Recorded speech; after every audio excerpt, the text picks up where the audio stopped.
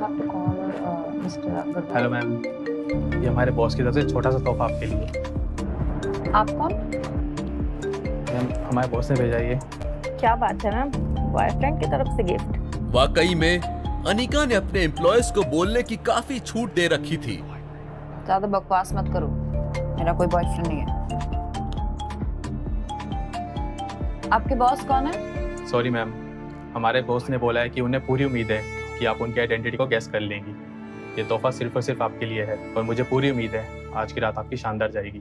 वैसे उस gift box में था क्या? सूरत शहर में ऐसा कौन सा बॉस आ गया जो अनिका को गुमनाम तोहफा भेजने लगा?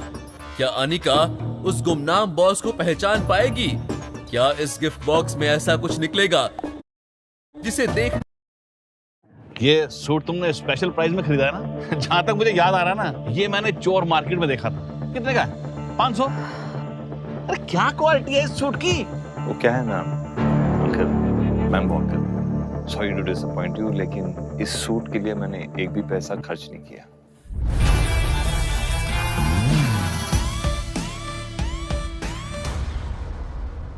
अनिका को समझ नहीं आ रहा था कि उसे एक्साइटेड होना चाहिए या नहीं, क्योंकि वो इस गिफ्ट बॉक्स के सेंडर को नहीं जानती थी। खैर, अपने कंफ्यूजन को साइड में रखते हुए जैसे ही अनिका ने उस गिफ्ट बॉक्स को खोला, वैसे ही अनिका दंग रह गई। उसकी सेक्रेटरी जो ठीक उसके पीछे खड़ी थी, वो भी अपने आप पर काबू नहीं रख पाई। वाओ मैम, ये तो ड्रीम 11 नेकलेस है। अपनी कंट्री में ऐसे सिर्फ 10 ही नेकलेस हैं, जिसमें से एक नेकलेस आपके पास ही है। आपका बॉयफ्रेंड तो बहुत ही अटेंटिव है। अनिका की नजर जैसे ही उस नेकलेस पर पड़ी, वैसे ही उसे पता चल गया था कि ये एक असली ड्रीम लवर नेकलेस है, क्योंकि उसे ये नेकलेस बचपन से ही बहुत पसंद था और उसे dream lover rare diamond necklace के बारे में डिटेल जानकारी भी थी। उसे ये सब काफी अनरियल सा लग रहा था। कहीं वो सपना तो नहीं देख रही थी? आखिर ड्रीम लवर नेकलेस उसे किसने दिया होगा? क्या वो विहान हो सकता है? लेकिन विहान के लिए ड्रीम लवर नेकलेस खरीदना इतना आसान नहीं होगा। कहीं ऐसा तो नहीं कि विहान को नक्श की बातों का कुछ ज्यादा ही बुरा लग गया हो और वो अनिका के सामने अपने आप को महान दिखाने के लिए अपनी सारी सेविंग्स इस ड्रीम लवर में लगा बैठा। ये सब सोचते हुए अनिका के दिल में कुछ कुछ होने लगा था और ये कुछ कुछ विहान को लेकर हो रहा था। अनिका अंदर ही अंदर बहुत टच्ड फील कर रही थी। You can leave now. Thank you. अगर आज की फैमिली गैदरिंग में अनिका ने ये ड्रीम लवर नेकलेस पहना, तो वो अपने खानदान की पहली औरत होगी जिसके पास इतना बेशकीमती हार है। अनिका मिसाल बन जाएगी, खानदान उसे हमेशा याद रखेगा। ये सब सोच सोच कर अब उसे और भी ज्यादा एक्साइटमेंट हो रही थी। दूसरी तरफ नक्श कपड़ों को लेकर बहुत परेशान हो रहा था। उसने मॉल में मोस्टली सारे आउटलेट्स को कवर कर लिया था, लेकिन उसे अपने लिए कोई भी ढंग का सूट पसंद नहीं आ रहा था। हर किसी सूट में उसे कोई ना कोई खामी नजर आ रही थी, किसी का कलर तो किसी की फिटिंग। अब उसे ऐसा लगने लगा था कि यहाँ तो उसका काम नहीं बनने वाला है। जब नक्श को कुछ भी समझ नहीं आया, तो उसने अपनी पर्सनल सेक्रेटरी को कॉल किया, जो उसके दादाजी ने उसके लिए अरेंज की थी। धीरे धीरे भानुशाली ग्रुप नक्श को सारी लग्जरीज देता हुआ दिखाई दे रहा था। नक्श की सेक्रेटरी बहुत ही एफिशिएंट थी। आधे घंटे से भी कम समय में उसने नक्श के मुताबिक एक ऐसा सूट का इंतजाम किया जिसका कलर भी अच्छा था और उसकी फिटिंग भी परफेक्ट थी। अब नक्श को वाकई में लगने लगा था कि वो किसी बड़ी कंपनी का सीईओ है। फाइनली सूट मिल गया था और अब नक्श अपनी हवाई की सवारी करते हुए सीधा घर की तरफ निकल पड़ा था। जैसे ही नक्श घर में घुसा, उसने देखा कि उसकी बीवी लिविंग रूम में आईने के सामने ड्रीम लवर नेकलेस पहने अपने आप को निहार रही थी। निहारती क्यों नहीं, उसकी खूबसूरती में 4 चांद जो लग गए थे। ऐसा लग रहा था कि नक्श के तोहफे से उसकी बीवी काफी सेटिस्फाइड है। इतनी सेटिस्फाइड है कि जैसे ही उसे ये नेकलेस मिला, उसने झट से पहन भी लिया। लेकिन सच में अनिका की गर्दन पर ड्रीम लवर नेकलेस वाकई में काफी नोबल और एलिगेंट लग रहा था। मिरर के रिफ्लेक्शन से जब अनिका की नजर नक्श पर पड़ी, जो ठीक उसके पीछे खड़ा था, तो अचानक से अनिका के चेहरे के एक्सप्रेशंस बदल से गए। अनिका ने अपना ध्यान अपने कपड़ों की तरफ डाला जो उसने आज की फैमिली गैदरिंग के लिए पहने थे। एक तरह से अनिका ने नक्श के एग्जिस्टेंस को पूरी तरह से नजरअंदाज कर दिया था। आपको क्या लगा, अनिका नक्श को देखकर खुशी से झूम उठेगी? कैसे, क्यों? अनिका को तो पता ही नहीं था कि उसे ये नेकलेस नक्श ने दिया है। उसके हिसाब से तो ये नेकलेस फिहान ने दिया है। अनिका, मुझे जब भी रेयर डायमंड नेकलेस मिलेगा ना, मैं डेफिनेटली तुम्हारे लिए लेके आऊंगा। चित्रा जो चेयर पर बैठकर टीवी देख रही थी, जब उसका ध्यान नक्श के हाथ में उस काले हैंडबैग पर गया तो उसने चौंकते हुए नक्श से कहा, इसमें क्या है? तुम्हारे कपड़े? जल्दी जाओ और चेंज करो, हमें 5 मिनट के अंदर अंदर निकलना है। सारुचे, मैं अभी चेंज करके आता हूँ। नक्श ने चित्रा से कहा और तुरंत ही अपने कमरे की तरफ निकल पड़ा। चित्रा ने उसे सिर्फ 5 मिनट का समय दिया था। उन 5 मिनट में जितना जल्दी हो सकता था, नक्श ने अपने मुंह हाथ धोए, कपड़े बदले और कमरे से बाहर आ गया। जब चित्रा की नजर नक्श पर पड़ी, जिसमें उसने ग्रे कलर का रॉयल सूट पहना था, तो उसकी आंखों में एक अलग ही लेवल का सेटिस्फैक्शन देखा जा सकता था। सूट बुरा नहीं है, पहली बार जवेरी खानदान के दामाद लग रहे हो, वरना हमेशा बुझे चिराग लगते हो। नक्श जल्दी करो, मुझे तुम्हारे वजह से वापस लेट नहीं होना। अनिका के चेहरे पर कोई खुशी नजर नहीं आ रही थी। भले ही नक्श आज कितना ही हैंडसम क्यों न लग रहा हो, लेकिन अनिका उसे हमेशा की तरह दबा ही रही थी। नक्श ने कार ड्राइव की और जल्द ही वो तीनों जावेरी खानदान के मैंशन में पहुंच गए थे। मैंशन के पार्किंग लॉट में पहले से ही 10 से 12 शानदार लग्जरियस कार्स खड़ी थी। ऐसा लग रहा था जैसे महंगी गाड़ियों का एग्जीबिशन हो। चित्रा ने ब्राउन कलर की लॉन्ग ड्रेस पहनी थी। अनिका के बारे में क्या ही कहना, ब्लैक ड्रेस में वो गजब ही खूबसूरत लग रही थी और ऊपर से ड्रीम लवर नेकलेस ने उसे अप्सरा बना दिया था। जब चित्रा और अनिका मैंशन के हॉल में पहुंचे तो उन दोनों की खूबसूरती ने काफी अटेंशन बटोरी। एज यूजुअल नक्श को किसी ने पूछा ही नहीं। वो दोनों उसे अकेला छोड़कर मैंशन के हॉल में पहुंचे तो उन दोनों की खूबसूरती ने काफी अटेंशन बटोरी। एज यूजुअल नक्श को किसी ने पूछा ही नहीं। वो दोनों उसे अकेला छोड़कर आगे निकल गए थे और चूंकि नक्श उन दोनों के पीछे पीछे आ रहा था, इसलिए सभी ने उसे इग्नोर किया। हालांकि कुछ ऐसे भी लोग थे जिन्हें ऐसी फैमिली गैदरिंग्स में नक्श का आना बहुत अच्छा लगता था। अब बैम्बू अंकल को ही देख लो, जब तक वो नक्श को नीचा नहीं दिखा देते, उन्हें नॉर्मल फील नहीं होता था। ओह, अपना नक्श वाह मुझे तो यकीन ही नहीं हो रहा तुम्हें इतने अच्छे कपड़ों में देखकर। पहली बार तुम इंसान लग रहे हो। अरे मैं तो तुम्हें पहचान ही नहीं पा रहा था। उन्होंने जानबूझकर इतना तेज चिल्लाते हुए कहा जिससे से ज्यादा लोगों की नजर नक्श पर पड़े और वो भी उसका मजाक बनाए। नक्श ने भीनी मुस्कान के साथ मैम्बू अंकल को देखा, लेकिन कहा कुछ नहीं। मैम्बू अंकल को लग रहा था कि नक्श कुछ बोलेगा, लेकिन नक्श के शांत रिएक्शन को देखकर मैम्बू अंकल का खून और भी ज्यादा खौल उठा और उन्होंने नक्श को और भी ज्यादा नफरत दिखाते हुए कहा,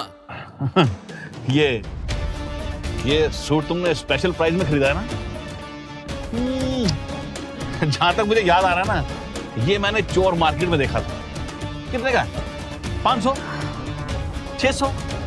अरे क्या क्वालिटी है इस सूट की? मैम्बो अंकल की बात सुनकर ज्यादा से ज्यादा लोग अब नक्श को नफरत की नजर से देखने लगे थे और कुछ तो नक्श को देखकर जोर जोर से हंस रहे थे। नक्श की बेइज्जती होता देख अनिका को काफी एम्बैरेस्ड फील हो रहा था। उसने नक्श को 10,000 रुपए दिए थे जिससे वो अपने लिए एक अच्छा ब्रांडेड सूट खरीदे, लेकिन अब उसे भी लगने लगा था कि नक्श ने पैसे बचाने के चक्कर में ये सूट किसी सस्ती सेल से उठा लिया है और ये सोचकर उसे नक्श पर और भी ज्यादा गुस्सा आ रहा था। मन ही मन अनिका सोच रही थी कि ये आदमी हमेशा उसे डिफिकल्ट सिचुएशंस में डाल देता है। वो क्या है ना अंकल, मैम्बो uncle, sorry to disappoint you, लेकिन इस सूट के लिए मैंने एक भी पैसा खर्च नहीं किया। नक्श की बात सुनकर मैम्बो अंकल को ऐसा लगा जैसे उन्होंने कोई बहुत बड़ा जोक सुन लिया हो। अच्छा, तो तुमने इस सूट के पैसे ही नहीं दिए? अच्छा है, हो सकता है कि दुकान के मालिक को तुम्हारी सूरत देखकर तुम पर तरस आ गया होगा और तुम्हारे तुम्हारी गरीबी में तुम्हारी ये मदद कर दी होगी, क्यों? क्यों भाई? ये सुनकर अब सभी लोग जोर जोर से हंसने लगे थे और सभी नक्श को ऐसे देख रहे थे जैसे मानो वो दुनिया का सबसे बड़ा बेवकूफ हो। ये देखकर चित्रा और अनीका भी काफी एम्बैरेस हो गए थे। चित्रा एक पल भी नक्श के साथ खड़ी नहीं होना चाहती थी। उसका दामाद इतना बेवकूफ है उसने सोचा भी नहीं था। उसे लग रहा था कि अगर वो एक पल और खड़ी रही तो नक्श की वजह से उसकी बची कुची इज्जत भी चली जाएगी।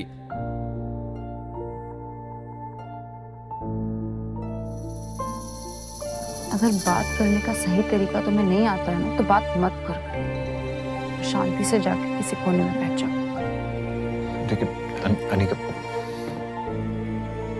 अनीका इस तरह के फैमिली ओकेजन्स पर नक्श को बिल्कुल भी लाना पसंद नहीं करती थी, लेकिन क्योंकि अब नक्श भी जावेरी खानदान का हिस्सा था, इसलिए ऐसे मौकों पर अगर उससे नहीं लाएंगे तो खानदान और भी तरह तरह की बातें बनाएगा और अनीका ये सब नहीं चाहती थी।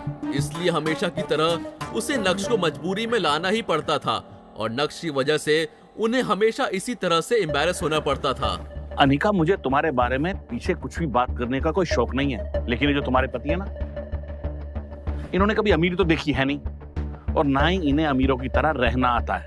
अरे इनका तरीका अलग है, इसलिए हर जगह ये हंसी का पात्र बनता है। लेकिन अनीका, तुमने तो अमीरी देखी है ना, लेकिन तुम भी अपने ऊपर खर्च ही नहीं करना चाहती। अब ये जो ये ड्रेस पहनी है, कितने की है? 15,000 रुपए की है ना? अरे कितने शर्म की बात है कि इतने बड़े ओकेजन पर इतनी सस्ती ड्रेस पहनकर आने की हिम्मत की। मैम्बो अंकल की नजर ऊपर से नीचे तक बस अनीका को ही देख रही थी। उनके चेहरे की शातिर मुस्कान देखकर अनीका काफी अनॉयड फील कर रही थी। जब मैम्बो अंकल ने देखा कि सभी का ध्यान उनकी तरफ ही है तो तुरंत ही उन्होंने अपना एक हाथ ऊपर उठाया और अपने सूट को थपथपाने लगे। उनके एक्सप्रेशंस में एरोगेंस साफ साफ दिखाई दे रहा था। चूंकि आज मुझे जावेरी खानदान के स्पेशल ओकेजन पर आना था, इसलिए मैंने अपने लिए इटालियन डिजाइनर पसंद किया, रिकार्डो टिस्की। नाम तो सुना होगा ना, रिकार्डो टिस्की। और ये मेरा सूट कस्टम मेड है और इसके लिए मैंने पूरे 6 लाख रुपए खर्च किए हैं। कितने?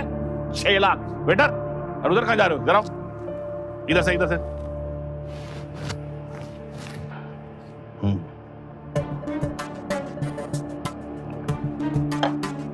किसके लिए 6 लाख खर्च किए? जावेरी खानदान के स्पेशल ओकेजन पर आने के लिए। Family and dignity comes first for me. वाह, 6 लाख रुपए का कस्टम मेड सूट, वो भी इटालियन डिजाइनर का। वाह। मैम्बो अंकल की बात सुनकर सभी लोग शॉक थे। वैसे शॉक होने जैसा कुछ नहीं था। मैम्बो अंकल इटली में ही रहते थे। वहाँ उनका टेक्सटाइल्स का बिजनेस है और बिजनेस काफी अच्छा चल रहा है। इटली की करेंसी में पैसा देना और इंडिया आकर इंडियन करेंसी बांटकर वाहवाही लूटना, ये उनकी बहुत पहले की प्रैक्टिस थी। और जावेरी खानदान में भरे एक से एक नमूने उनकी इस प्रैक्टिस को समझ ही नहीं पाए थे। जब मैम्बो अंकल ने देखा कि सभी लोग उन्हें जलन की नजरों से देख रहे हैं तो उनके दिल को एक अजीब सुकून मिला। मैम्बो अंकल ने जानबूझकर अनीका का मजाक बनाया, जिससे सभी लोगों का ध्यान उन पर और उनकी अमीरी पर ही टिका रहे। कोई भी अनीका या उसके परिवार को ना देखे या फिर तारीफ करे। नक्श उनके काम को वैसे ही आसान बना देता था और आज तो उन्होंने अनीका पर भी हमला कर दिया और सभी के सामने अनीका को बेवकूफ बता दिया। मैम्बो अंकल की इस हरकत का कोई जवाब देगा या फिर अनीका उनकी इस हरकत को चुपचाप सहन कर लेगी? क्या नक्श अपनी बीवी के बीच में आएगा? ये हाथ कैसे लगाया तूने? पता नहीं कितने लाख का सूट है ये। 6 लाख रुपए। मेरे हाथ लगाने से इनका जो 6 लाख का सूट है वो खराब हो जाएगा, इसलिए मेरी अनीका ना कभी ऐसी कोई चीज पहनती ही नहीं जो हाथ लगा के खराब हो जाए। जावेरी खानदान में मैम्बो अंकल सबसे अमीर इंसान थे। अमीरी में और बातों में उनसे कोई भी नहीं जीत सकता था। यही वजह थी कि जब मैम्बो अंकल ने अनीका पर निशाना साधा तो उसे चुपचाप सुन लेना पड़ा। लेकिन जब अनीका की नजर नक्श पर पड़ी जो अभी भी मुस्कुरा रहा था, तो अनिका का दिल भर आया। जब नक्श ने नोटिस किया कि अनिका की नजर उस पर है, तो तुरंत ही नक्श ने अनिका की ओर देखा और उसके चेहरे की मुस्कान और भी ज्यादा ब्राइट हो गई। ये देखकर अनिका को और भी ज्यादा गुस्सा आ गया और उसने तुरंत ही अपना मुंह फेर लिया और अंदर ही अंदर अपने आप को कोसने लगी। वैसे ही नक्श और अनिका के बीच में बहुत डिफरेंसेस थे और आज मैम्बो अंकल ने आग में घी डालने का काम किया। उनके चेहरे पर शातिर मुस्कान नाच रही थी, जिसे नक्श ने नोटिस कर लिया था।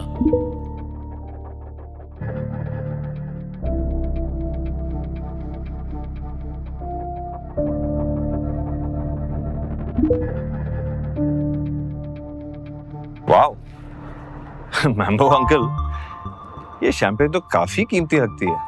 आपकी चॉइस की तो दाद देनी पड़ेगी। ये भी तो काफी महंगी लगती है, जैसे आपका ये सूट है। ये हाथ कैसे लगाया तूने? पता नहीं कितने लाख का सूट है ये। 6 लाख रुपए। तुझे तमीज नाम की चीज नहीं है ना तेरे अंदर?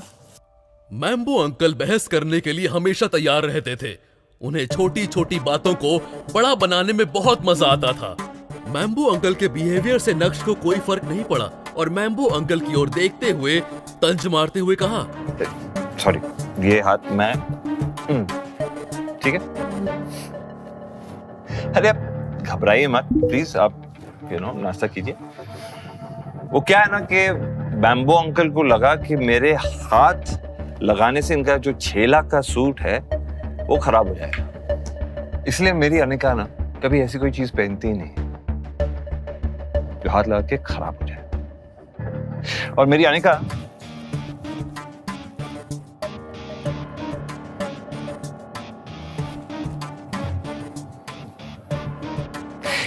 इसलिए मेरी खूबसूरत बीवी को खूबसूरत चीजें पसंद है। वो सिर्फ ज्वेलरी पहनती है और वो भी बेशकीमती। ये बोलते हुए नक्श ने अनिका को अपनी ओर खींचा, जो नक्श की बात सुनकर पूरी तरह से स्टंट थी। इन 2.5 सालों में नक्श जितनी बार भी जावेरी खानदान के स्पेशल ओकेजन्स में गया, उसका हमेशा इसी तरह से मजाक बनाया जाता था, लेकिन नक्श की कुछ भी बोलने की हिम्मत नहीं होती थी। लेकिन आज नक्श ने सभी को शॉक कर दिया था। चित्रा को तो अपनी आंखों पर यकीन नहीं हो रहा था। ये कीमती नेकलेस देख रहे हैं आप? इसे ड्रीम लवर नेकलेस कहा जाता है।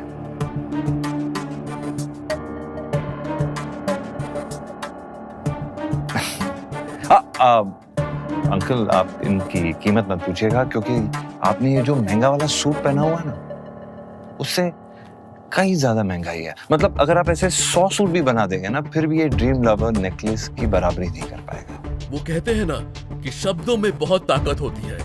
नक्श ने ऐसा कुछ कह दिया था कि हॉल में मौजूद सभी लोग साइलेंट मोड पर चले गए थे और पीछे सिर्फ पियानो की मधुर आवाज ही सुनाई दे रही थी।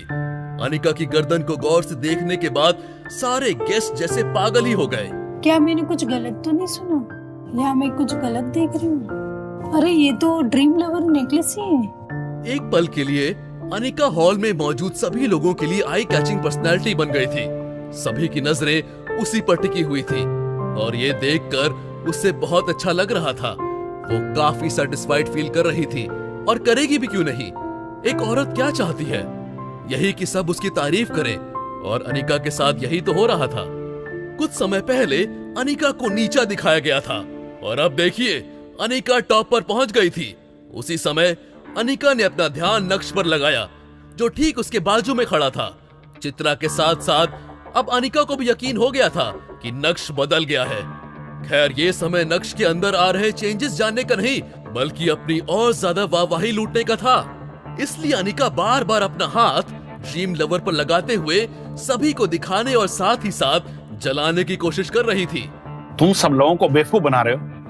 अरे कैसा ड्रीम लवर? तुम लोगों के पास इतने पैसे कहां से आ गए कि तुम ड्रीम लवर खरीद सको? मुझे यह पक्का यकीन है कि अनिका ने नकली ड्रीम लवर नेकलेस पहना हुआ है।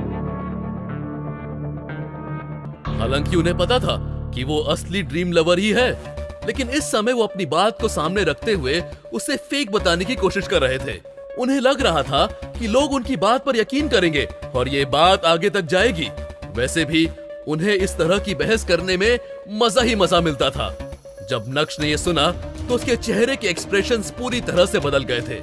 मुंह बनाते हुए नक्श ने कहा, आपको यकीन करना है तो कीजिए, वरना मत कीजिए, उससे हमें कुछ फर्क नहीं पड़ता। और हमारे पास कितने पैसे हैं ये आपको बताने की क्या जरूरत है? आप अकाउंट डिपार्टमेंट में काम करते हैं। नक्श, चुप हो जाओ। मैं तो बस जवाब। जस्ट लेट इट बी ना।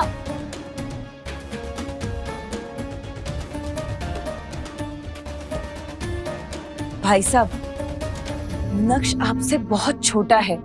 कभी कभी गुस्सा आ जाता है तो वो छोटे बड़ों का लिहाज भूल जाता है, पर आप तो बड़े हैं। आप क्यों ये सब फालतू की बहस में पड़ रहे हैं? छोड़िए ना, जाने दीजिए।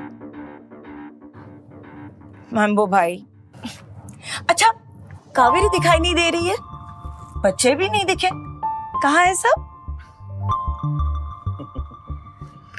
अरे कावेरी तो इटली में है भाई, उसका अपना बुटीक का बहुत बड़ा काम है। वो आप लोगों की तरफ फ्री थोड़ी है। नेहर और हेतल भी बहुत अच्छे हैं। नेहल के लिए हमने रिश्ता देख लिया है, अगले साल तो हम उसकी शादी कर ही देंगे। मेरा होने वाला दामाद अमेरिका में बहुत बड़ा डॉक्टर है। अरे मैं तो बहुत खुश हूं कि मुझे इतना बढ़िया दामाद मिला, और मुझे उसके लिए बेबी सिट करने की भी कोई जरूरत नहीं है। अरे अच्छा खासा कारोबार है, अपने पैरों पर खड़ा है। और क्या, घर में बैठकर रोटियां नहीं तोड़ता, मेहनत का काम करता है, समझे? मैम्बो अंकल भला कैसे शांत हो सकते थे? उन्हें तो चित्रा ने बल्कि बोलने की अच्छी खासी अपॉर्चुनिटी दे डाली थी। ये सब सुनकर चित्रा बहुत ज्यादा एम्बैरेस्ड फील करने लगी। तभी इतने में एक भारी आवाज सुनाई दी। अरे सब क्या कर रहे हैं? लो बा आ गई, आओ बा। मैम्बो अंकल के कदम अपनी माँ की तरफ बढ़ने लगे थे। अनिका की दादी, जिनका नाम कल्याणी था, वो अब करीब 90 साल की हो गई थी, और उन्हें देखकर हॉल में मौजूद सभी लोग जय श्री कृष्णा बोलते हुए उन्हें ग्रीट करने लगे थे। अनिका की दादी की वजह से ही जावेरी खानदान में समय समय पर ऐसी फैमिली गैदरिंग्स होती थी। अपने बेटे को देखकर कल्याणी के चेहरे पर भी रौनक आ गई थी। लेकिन जब कल्याणी की नजर नक्श पर पड़ी, जो अनिका के साथ खड़ा था, तो उनके चेहरे के एक्सप्रेशंस अचानक से बदल गए थे। नक्श बहुत अच्छे से जानता था कि कल्याणी उसे पसंद नहीं करती है। नक्श को भी उनसे कुछ फर्क नहीं पड़ता था। ये सब नक्श के लिए रोज का था। इन 2.5 सालों में कल्याणी का ऐसा चेहरा देखने की अब आदत सी हो गई थी। ठीक है, अब सभी से मेल मिलाप हो गया है, तो खाने को भोग लगाया जाए। जी। कल्याणी के आदेश पर सारे पकवानों का भगवान कृष्णा को भोग लगाया गया, और उसके बाद सभी लोग डाइनिंग टेबल की तरफ बढ़े। क्योंकि मैम्बो अंकल कल्याणी के फेवरेट थे, इसलिए वो हमेशा कल्याणी के पास वाली चेयर पर ही बैठते थे, और दोनों माँ बेटे परिवार की चुगली करने का काम करते थे। अनिका के पापा की डेथ के बाद से कल्याणी ने चित्रा और अनिका को एक तरीके से अलग ही कर दिया था। लेकिन लोगों के सामने दिखावा करने के लिए वो उन्हें हमेशा इन फैमिली गैदरिंग्स में बुलाती थी। जब सभी लोग डाइनिंग टेबल पर बैठ गए तो कल्याणी ने कहा, मैं आप सभी का यहाँ आने के लिए बहुत बहुत शुक्रिया करना चाहती हूँ। मैं इसी तरह पूरे परिवार को एक साथ जोड़ना चाहती हूँ। जब तक मैं जिंदा रहूँ, तब तक मैं सबको एक साथ लेकर चलना चाहती हूँ। मेरे मरने के बाद भले ही आप लोग कुछ भी करो, लेकिन आप सबको एक साथ इतना खुश देखकर मुझे बहुत ही खुशी मिलती है।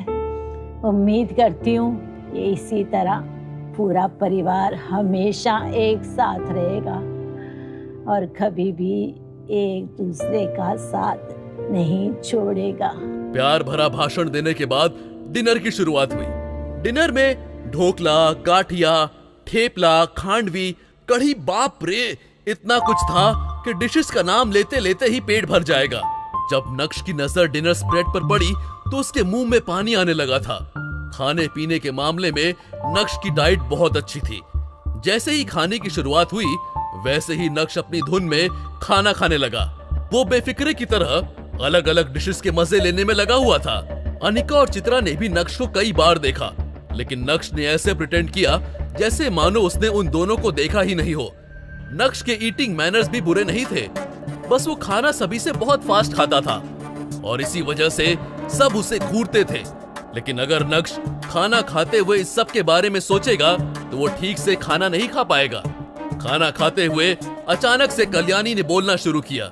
यहाँ आने से पहले मुझे एक बहुत ही रिलायबल न्यूज़ मिली है कि भानुशाली ग्रुप अपना सीईओ बदल रहा है और ये भी सुनने में आया है कि वो सीईओ बहुत ही यंग है, बिल्कुल हमारी पोती अनिका के जैसे। शायद 2-3 दिन में ऑफिशियली अपॉइंट कर दिया जाएगा। कल्याणी की बात खत्म होते ही वहाँ मौजूद सभी के चेहरों पर सरप्राइज्ड एक्सप्रेशन देखा जा सकता था।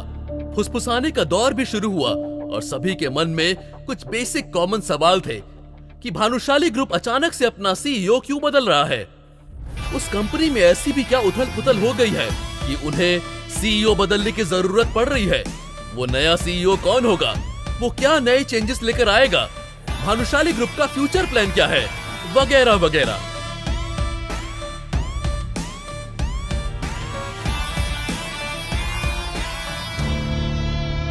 हालांकि सभी लोगों को पता था कि ये उनके लिए एक अच्छी अपॉर्चुनिटी साबित होने जा रही है। जावेरी खानदान भी बिजनेस के मामले में सूरत के अंदर कम पॉपुलर नहीं था और उनके साथ कई छोटी बड़ी कंपनीज भी काम करती थी, लेकिन अब उन्हें भानुशाली ग्रुप के साथ मिलकर काम करना था क्योंकि भानुशाली ग्रुप मार्केट में बहुत स्ट्रॉन्ग था और कुछ कुछ कंपनीज होती है ना जिनका नाम सुनकर ही काम हो जाता है। भानुशाली ग्रुप उनमें से था और यही वजह थी कि जावेरी खानदान उनके साथ में अग्रीमेंट साइन करना चाहता था। यकीन मानिए, अगर ये अग्रीमेंट साइन होता है तो इससे जावेरी खानदान को बहुत फायदा होगा। जावेरी खानदान की ऊंचाई की नई शुरुआत हो जाएगी। लेकिन क्या भानुशाली ग्रुप का नया सीईओ जावेरी खानदान से कोई डील करेगा? क्या नक्श जावेरी खानदान की हरकतों को भूल जाएगा? मैं क्लियर करके आऊंगा और सारे नेगोशिएशन खुद संभाल लूंगा। ये इटली नहीं है, इंडिया है, इंडिया। यहाँ सब कुछ परखा जाता है और मैम्बो अंकल को तो पता ही नहीं कि उन्होंने भानुशाली ग्रुप के नए सीईओ को पहले ही ऑफेंड कर दिया।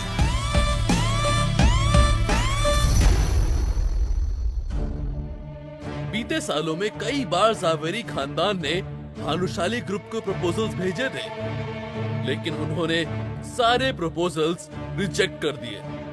अब इसके पीछे की असली वजह जो कोई भी हो, लेकिन भानुशाली परिवार हर मामले में जावेरी खानदान से 10 कदम आगे था। ऊंचा और पावरफुल होने के कारण उन्होंने जावेरी खानदान को कभी घास तक नहीं डाली। यहाँ आने से पहले मुझे एक बहुत ही रिलायबल न्यूज़ मिली है कि भानुशाली ग्रुप अपना सीईओ बदल रहा है और ये भी सुनने में आया है कि वो सीईओ बहुत ही यंग है। लेकिन अब जब भानुशाली ग्रुप अपने सीईओ को बदल रहा है और ऊपर से एक यंग सीईओ कमान संभालने वाला है, तो जावेरी खानदान को कुछ पॉसिबिलिटीज नजर आ रही थी। जावेरी परिवार इस अपॉर्चुनिटी को अपने हाथ से खोना नहीं चाहता था। भले ही वो नया सीईओ उनके प्रपोजल को एक्सेप्ट करे या फिर रिजेक्ट, लेकिन जावेरी परिवार एक बार फिर से कोशिश करके देखना चाहता था। नक्श का पूरा ध्यान अपने खाने पर था, लेकिन जब उसने कल्याणी के मुंह से भानुशाली ग्रुप के नए सीईओ वाली खबर सुनी तो तुरंत ही उसका सर ऊपर की ओर उठ गया था। उसकी आंखों में एक अलग सी चमक आ गई थी। मन ही मन नक्श सोचने लगा कि भले ही कल्याणी 90 साल की हो गई है और उनसे चला भी नहीं जाता है, लेकिन मार्केट में क्या चल रहा है उन्हें सब खबर रहती है। तो फिर क्या ख्याल है? किसी के पास कोई आइडिया है के भानुशाली ग्रुप के उस CEO से मुलाकात कर सकें। अगर जिस किसी का भी आइडिया कामयाब हो गया और भानुशाली ग्रुप के साथ ज़वेरी खानदान का कनेक्शन सक्सेसफुल हो गया तो वो इंसान ज़वेरी खानदान का सबसे बड़ा कंट्रीब्यूटर होगा और उसे मैं अच्छा खासा इनाम भी दूंगी। दादी दादी हूँ जो आ जाओ प्लीज प्लीज प्लीज। अरे हूँ सारी डीलिंग करी सकूँ जो। बा मुझे जाने दो, मैं ये डील क्लोज करके आऊंगी।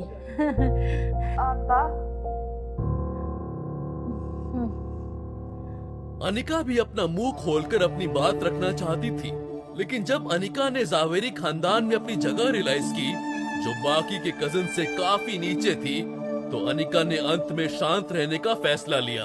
कल्याणी के सामने सभी लोग एक के बाद एक अपने ओपिनियंस रख रहे थे और कल्याणी भी सभी की राय सुनकर सेटिस्फैक्शन में अपना सिर हिला रही थी। आखिर में कल्याणी की नजर मैम्बो अंकल पर गई, जिनके चेहरे पर ईगरनेस के हाव भाव पहले से ही दिखाई दे रहे थे। नवीन, ये मैटर को तुम हैंडल करोगे and don't let me down. चलो इसी बहाने हमें ये तो पता चला कि मैम्बो अंकल का असली नाम नवीन ज़ावेरी था। मैम्बो अंकल तो उन्हें प्यार से बुलाते थे, वैसे वो प्यार के लायक तो बिल्कुल भी नहीं थे। माँ बिल्कुल भी परेशान मत हो, मैं आपको डिसअपॉइंट नहीं करूंगा और देखना इस बार ये डील मैं क्लियर करके आऊंगा और सारे नेगोशिएशन खुद संभाल लूंगा। उनके चेहरे से वो काफी कॉन्फिडेंट नजर आ रहे थे। एक तरफ माँ और बेटे के बीच में कुछ सीरियस बातें चल रही थी, तो दूसरी तरफ नक्श भाई साहब का खाना हो गया था। मैम्बो अंकल डील क्लोज करेंगे, निगोशिएशन भी करेंगे। भाई इतना कॉन्फिडेंस उनके अंदर कहां से आया? ये इटली नहीं है, इंडिया है, इंडिया। यहाँ सब कुछ परखा जाता है और मैम्बो अंकल को तो पता ही नहीं कि उन्होंने भानुशाली ग्रुप के नए CEO को पहले ही ऑफेंड कर दिया है और उसके बाद भी भानुशाली ग्रुप से कनेक्शन बनाने की बात कर रहे हैं।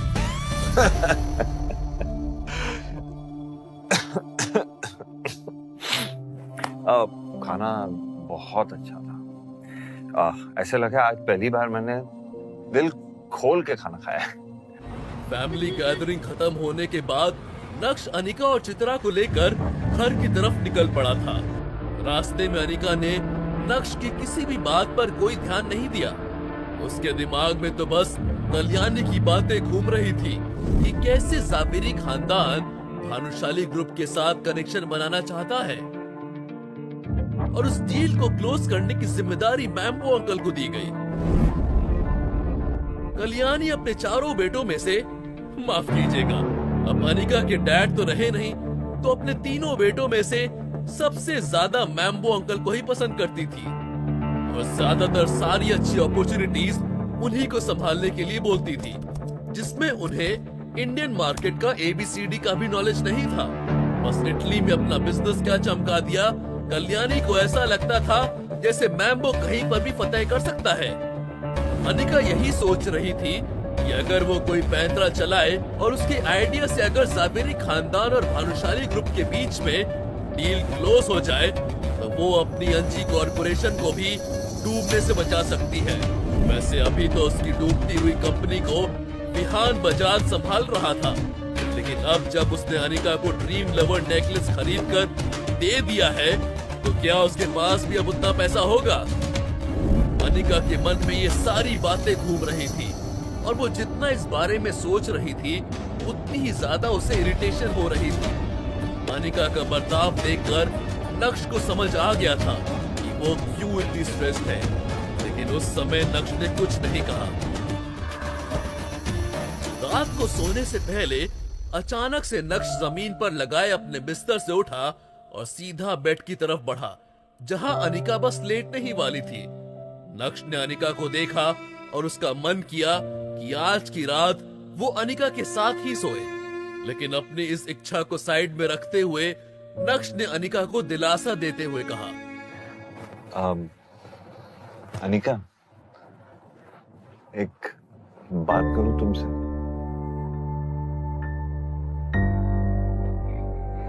क्या है? तुम ना टेंशन मत लिया करो, सब ठीक होगा, सच में। और हाँ, मैम्बो अंकल की टेंशन तो जरा भी मत लो, वो भानुशाली ग्रुप के साथ। नाक्ष, तुम्हें देखकर चलाना चाहिए ना। देखो, मेरी कार डैमेज हो गई, तुम तो इसका पैसा भी नहीं भर सकते, है ना? सी? शिवानी अपनी लग्जरी कार पर आए स्क्रैचेस और डेंट्स देख रही थी और ये सब देखकर उसका दिल भर आया था। खाना बहुत अच्छा था। ऐसे लगा आज पहली बार मैंने दिल खोल के खाना खाया।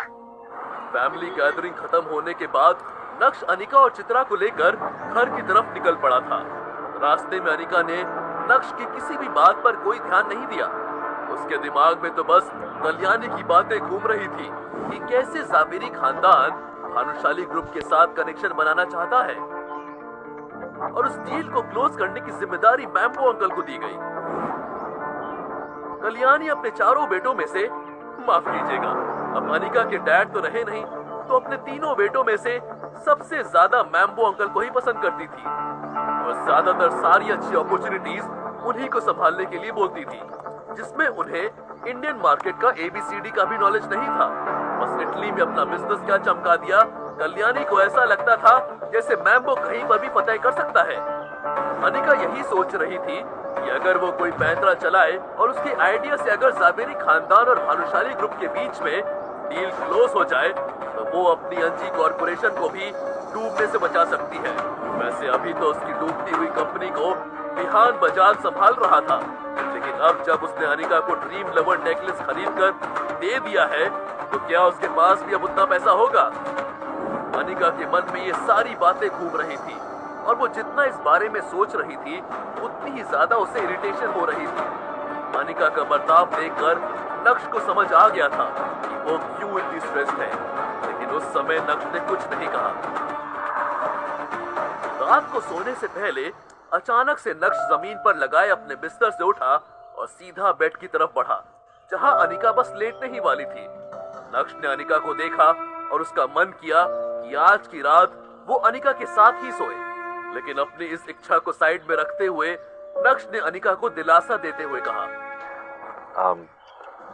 अनिका, एक बात करूं तुमसे? क्या है? तुम ना टेंशन मत लिया करो, सब ठीक होगा, सच में। और हाँ, मैम्बो अंकल की टेंशन तो जरा भी मत लो, वो भानुशाली ग्रुप के साथ डील क्रैक नहीं कर पाएंगे, बल्कि वो डील तुम्हारे अलावा कोई और क्रैक नहीं करेगा। पक्का? तो तुम टेंशन मत लेना। मैं अपनी बात कहने के बाद नक्श ने अनिका के रिएक्शन का इंतजार भी नहीं किया और वापस अपने जमीन वाले बिस्तर पर जाकर लेट गया और आंख बंद करके सोने की कोशिश करने लगा। नक्श की बात सुनकर एक पल के लिए अनिका शॉक्ड रह गई थी। उसे यकीन नहीं हो रहा था कि नक्श ने उसके दिमाग में चल रहे उन थॉट्स को पहचान लिया था। हालांकि जो कुछ भी नक्श ने कहा उसे सुनने के बाद अनिका स्पीचलेस हो गई थी। अनिका नक्श की बात पर यकीन नहीं करना चाहती थी। अगर वो भानुशाली ग्रुप के पास डील लेकर गई और वो डील क्लोज होगी ही होगी, इस बात की क्या गारंटी थी? नक्श को कैसे पता कि उसके चाचा और उसके बाकी के कजिन्स इस डील को क्रैक नहीं कर पाएंगे? नक्श तो अनिका को कंफर्ट देने आया था, लेकिन अब तो अनिका और भी ज्यादा कंफ्यूज दिखाई दे रही थी। अनिका उन सब चीजों के बारे में नहीं सोचना चाहती थी, इसलिए सब कुछ भूलकर उसने अपनी आंख बंद की और सोने की कोशिश करने लगी। उधर जावेरी खानदान में मैम्बो अंकल पूरी प्रिपरेशन कर रहे थे कि कैसे भानुशाली ग्रुप के साथ कनेक्शन बनाया जाए। साथ ही साथ अनिका के कजिन्स भी इसी काम में लगे हुए थे, लेकिन अनिका शांत और गुमसुम थी, जैसे मानो वो पहले ही हार मान चुकी हो। उसे लग रहा था कि मैम्बो अंकल नहीं तो उसका कोई और कजन ये डील क्रैक कर ही लेगा। इसलिए अनिका का ध्यान उस डील से हट गया था। शायद अनिका ऐसा भी सोच रही थी कि अगर वो डील किसी से भी क्रैक नहीं हुई तब वो कोशिश करेगी।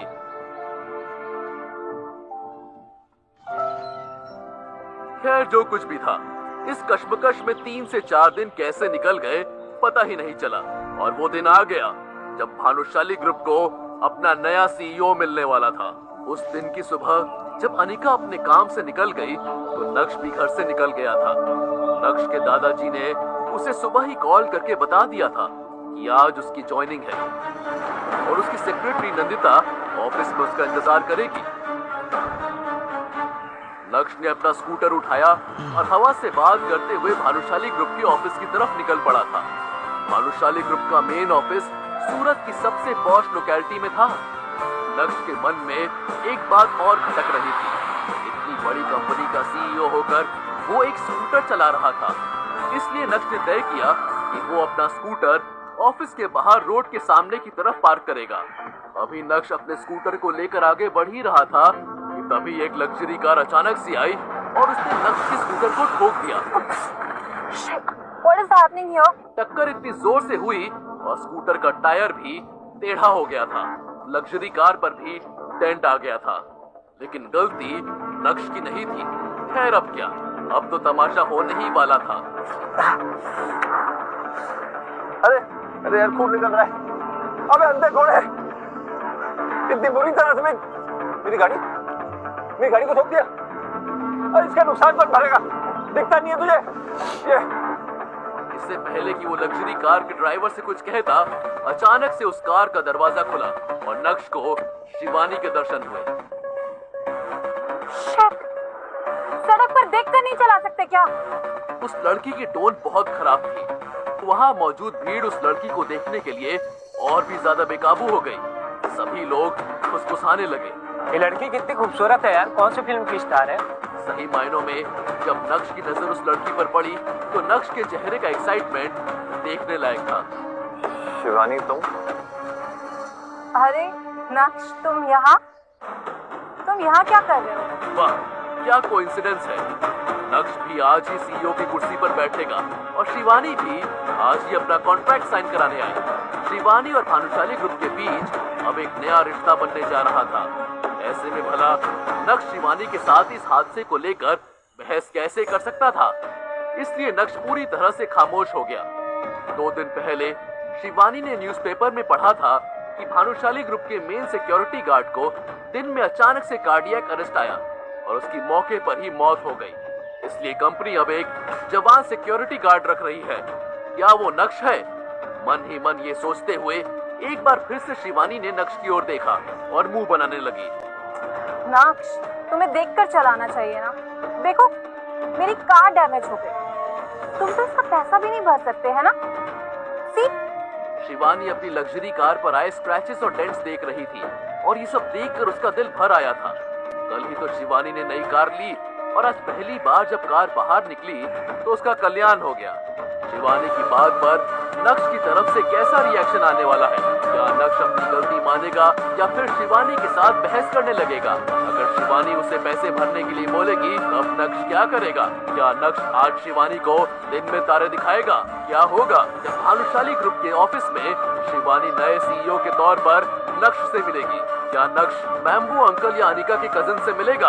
अगर नहीं तो नक्श ने उसके लिए क्या प्लानिंग कर रखी होगी? जानने के लिए सुनिए Insta Empire. Oh my God, ये लड़का हमारी कंपनी का सीईओ है। इसको सीईओ का मतलब भी मालूम है। मुझसे कोई गलती नहीं हुई है। ये रहे वो सारे डॉक्यूमेंट्स जो मुझे हर्षवर्धन सर ने पर्सनली नए सीईओ के लिए दिए थे और ये रही उनकी फोटो।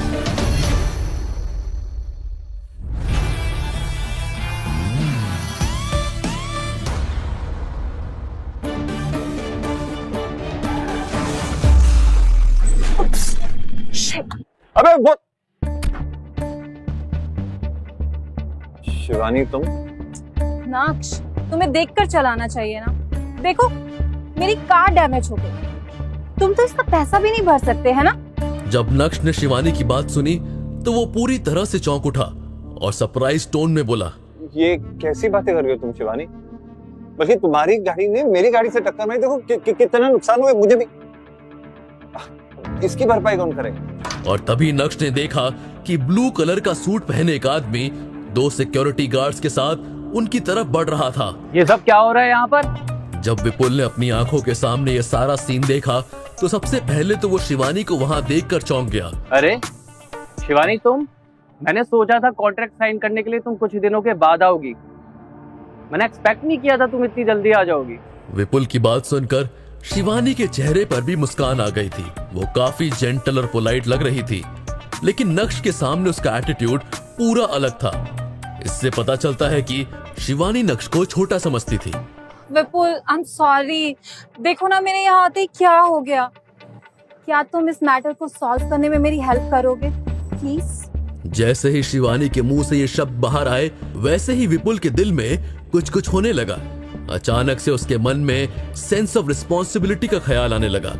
अब और किसने तुम्हें यहाँ स्कूटर चलाने की परमिशन दी? कहाँ स्कूटर चला जाएगा, कोई बताएगा मुझे? और यहाँ कोई बोर्ड लिखा है कि यहाँ स्कूटर नहीं चला सकते, तो गाड़ी को भी नहीं आना चाहिए ना? अरे सब आपके सामने, आपको दिखाई नहीं दे रहा है? इनकी गाड़ी तेजी से आई और मेरी गाड़ी से टकरा गई। देखो मेरा कितना नुकसान भी हुआ, इसकी भरपाई कौन करेगा? गलती इनकी है, मेरी नहीं है। और तुम मुझे ज्ञान बांट रहे हो? मुझे कुछ देखना नहीं है, मैं कुछ देखना ही नहीं चाहता। इम्पोर्टेड कार जब रोड पर चलेगी तो इस खटारा स्कूटर से टकराएगी। हाँ, तुम ही जाकर भिड़े होंगे उससे, ताकि नहीं हुआ और तुम्हारा स्कूटर यहाँ मरा पड़ा हुआ है। इससे पता चलता है कि तुम जानबूझकर टकराए हो। अब ज्यादा बकैती झाड़ने की जरूरत नहीं है। विपुल, ये वो नया वाला गार्ड तो नहीं है जो तुम हायर करने वाले थे?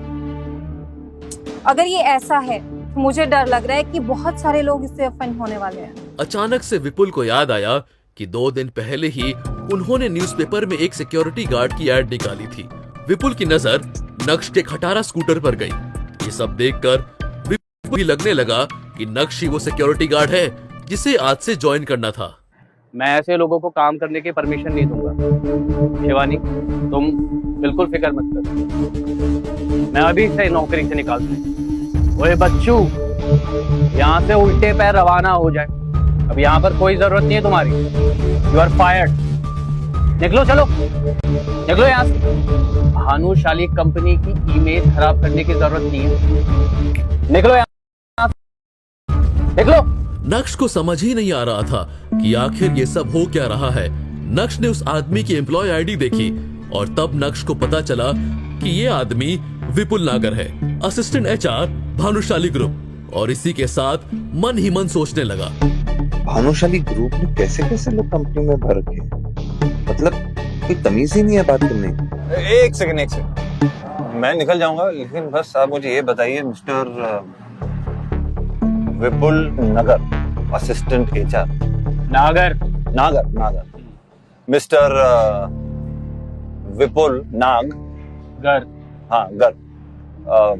मैं बस ये जानना चाहता हूँ कि तुम्हें अथॉरिटी किसने दी एक HR होके भानुशाली कंपनी के किसी भी एम्प्लॉय को फायर करने? बस ये बता, मैं निकल जाऊँ।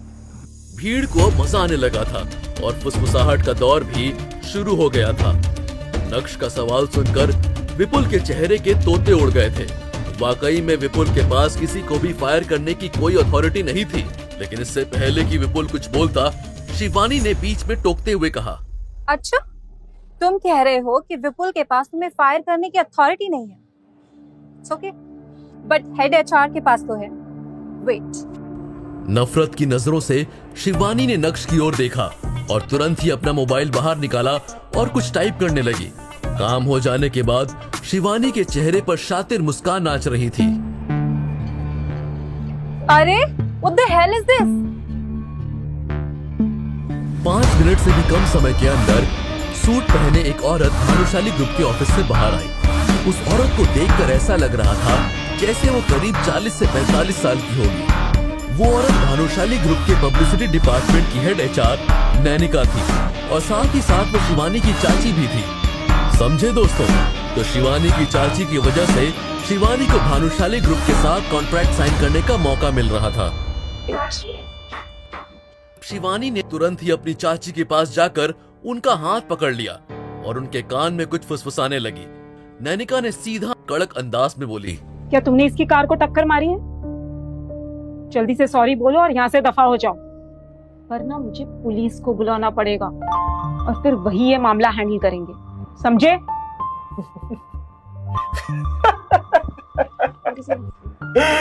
अजीब नमूने भरे हुए हैं यार इस ऑफिस में। मतलब मैडम आपको जानता नहीं तो मैं आपकी बात क्यों मानूं? और अगर आपको पुलिस को बुलाना है तो शौक से बुलाइए, मुझे कोई प्रॉब्लम नहीं। बल्कि इनकी गाड़ी से मेरी गाड़ी की टक्कर लगी है, पुलिस आएगी, सब दूध का दूध पानी का पानी। बुलाइए। क्या ये लड़का नैनिका मैम को नहीं जानता? अब तो लगता है इसको फायर कर देंगे। फायर तो करेंगे ही, लेकिन साथ साथ इसकी कुटाई भी होगी। जब नैनिका ने नक्श को देखा जिसके चेहरे पर कोई शिकन नजर नहीं आ रही थी तो उसे और भी ज्यादा गुस्सा आने लगा था। तुम हमारी ऑफिस के नए सिक्योरिटी गार्ड हो, है ना? तो सुनो, तुम्हें यहाँ नौकरी करने की कोई जरूरत नहीं है। You are fired, please leave. देखो, चुपचाप पतली गली से निकल जाओ, वरना मैं यकीनन पुलिस को बुलाऊंगी और वो तुम्हें पुलिस स्टेशन लेके जाएंगे। समझ गया और मत बोलिए। मुझे लगता है इस ऑफिस में अरे नमूने, अरे ना ये तो तुम्हारी बिरादरी की निकली।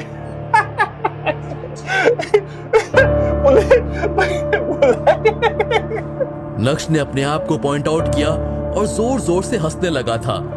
उसे अपने कानों पर यकीन नहीं हो रहा था। नक्श का ऐसा बिहेवियर देखकर तुरंत ही एक कोने से शिवानी ने कहा, तुम्हें इंसानी भाषा समझ में नहीं आती क्या? या फिर तुम इतनी ढीठ हो? चिप्पू कहेंगे। तुम्हें पता है तुम मेरे लिए इतने अनलकी हो। आज मैं कॉन्ट्रैक्ट साइन करने वाली थी और तुम्हारी वजह से मेरा नुकसान हो गया, और उस नुकसान को भरने के तुम्हारे पास पैसे भी नहीं है। See yourself. हाँ, और अब ये लोग तुम्हें जाने को बोल रहे हैं तो तुम जा भी नहीं रहे हो। तुम चाहते क्या हो? I said get out from here। मुझे तुम्हारी ये शक्ल दोबारा नहीं देखनी। Get lost। नक्श अभी भी एकदम शांत था। ये देखकर नैनिका को भी गुस्सा आया, लेकिन इससे पहले कि नैनिका कुछ बोलती, अचानक से कार के हॉर्न की आवाज आई। कार का दरवाजा खुला और एक खूबसूरत लड़की कार से बाहर आई। अपने चेहरे पर सनग्लासेस लगाए वो और भी ज्यादा खूबसूरत लग रही थी।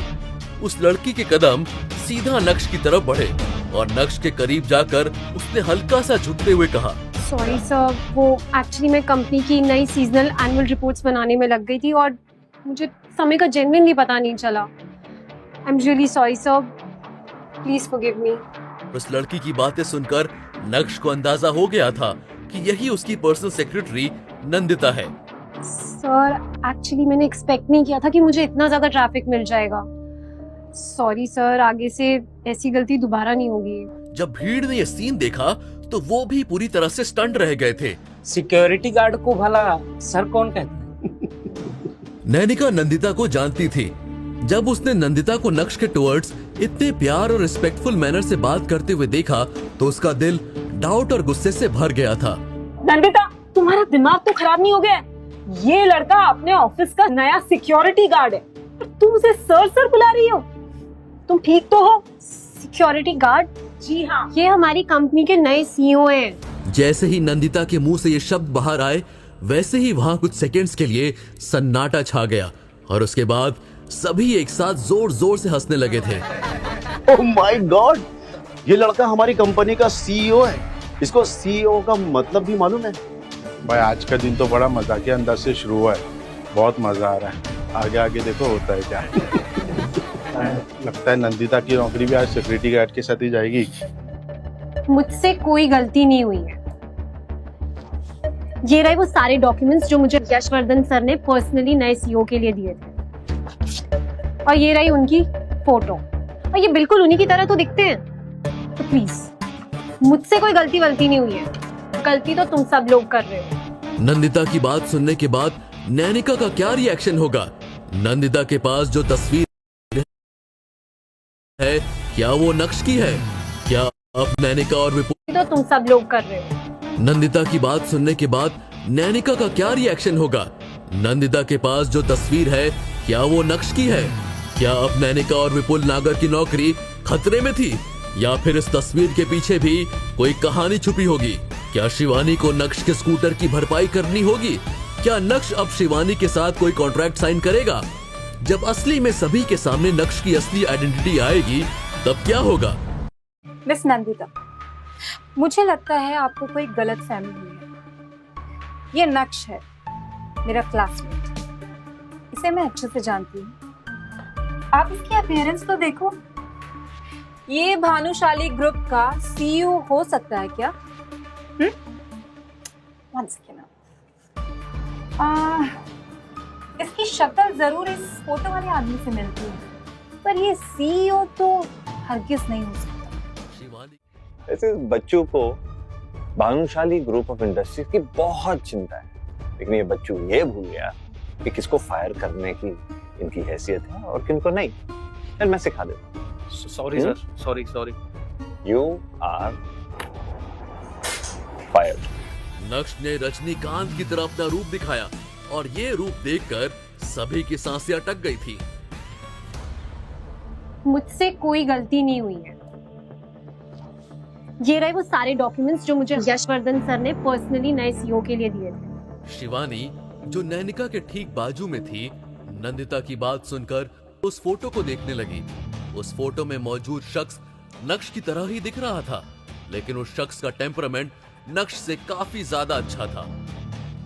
शिवानी तो अभी भी मानने के लिए तैयार नहीं थी कि फोटो में मौजूद शख्स नक्श ही है। मिस नंदिता, मुझे लगता है आपको कोई गलत फहमी हुई है। ये नक्श है, मेरा क्लासमेट। इसे मैं अच्छे से जानती हूँ।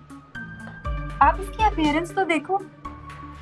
ये भानुशाली ग्रुप का सीईओ हो सकता है क्या? One second. इसकी शक्ल जरूर इस फोटो वाले आदमी से मिलती है, पर ये सीईओ तो हरगिज नहीं हो सकता। शिवानी की नजर नक्श के कपड़ों पर थी और उन्हें देखकर उसे नक्श से और भी ज्यादा नफरत हो रही थी। अब नंदिता की आंखें भी नक्श को ऊपर से नीचे तक घूरने लगी थी। गाइस, आपको ऐसा लगता है कि ये भानुशाली ग्रुप का सीईओ है?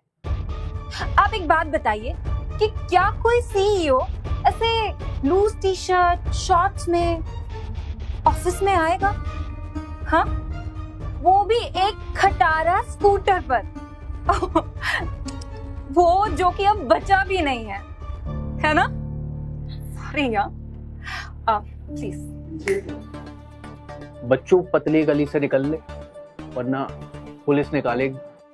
क्या बात है, आपकी बातों से तो अब और भी ज्यादा क्लियर हो गया है कि यही हमारी कंपनी के नए सीईओ हैं। यशवर्धन सर ने जो मुझे इन्फॉर्मेशन दी थी उसके हिसाब से हमारे कंपनी के नए सीईओ का नाम नक्शी है। और देखिए, इनका नाम भी नक्शी है। डॉक्यूमेंट्स पे भी इनका नाम लिखा है। दरअसल ये फोटो ना 3 साल पहले की है। सो ऑब्वियसली 3 साल पहले हमारे सीईओ थोड़े से और जवान दिखते थे। जैसे ही नंदिता ने ये जानकारी सभी को बताई, वैसे ही नैनिका और शिवानी उन डॉक्यूमेंट्स की तरफ झपटे जो मिस्टर यशवर्धन ने नंदिता को दिए थे।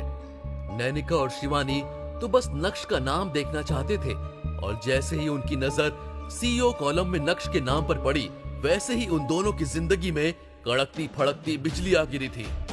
नैनिका शांत रहने की पूरी कोशिश कर रही थी, जहां उसे अभी भी यकीन नहीं हो रहा था कि इतने कैजुअल कपड़े पहनने वाला लड़का भानुशाली ग्रुप का नया सीईओ हो सकता है।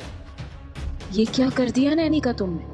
माना कि तुम पब्लिसिटी डिपार्टमेंट के हेड एचआर हो, लेकिन बिना कुछ जाने बिना कुछ सोचे तुमने तो कंपनी के नए सीईओ को ही फायर कर दिया।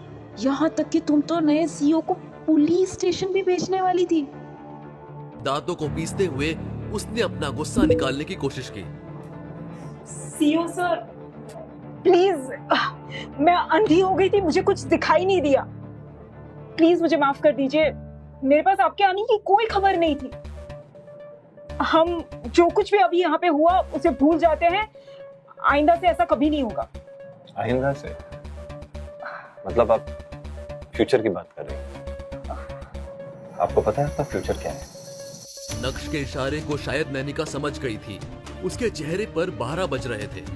प्लीज सर, ऐसा मत करिए। माना कि मेरी गलती है, लेकिन एक मौका और दीजिए, मैं सब कुछ सही कर दूंगी। नैनिका को अभी आजू बाजू खड़े किसी से भी कोई मतलब नहीं था। उसे तो बस अभी अपनी जॉब और पोजीशन बचानी थी। दूसरी तरफ शिवानी, जो नैनिका के ठीक बाजू में थी, उसका भी कुछ ऐसा ही हाल था।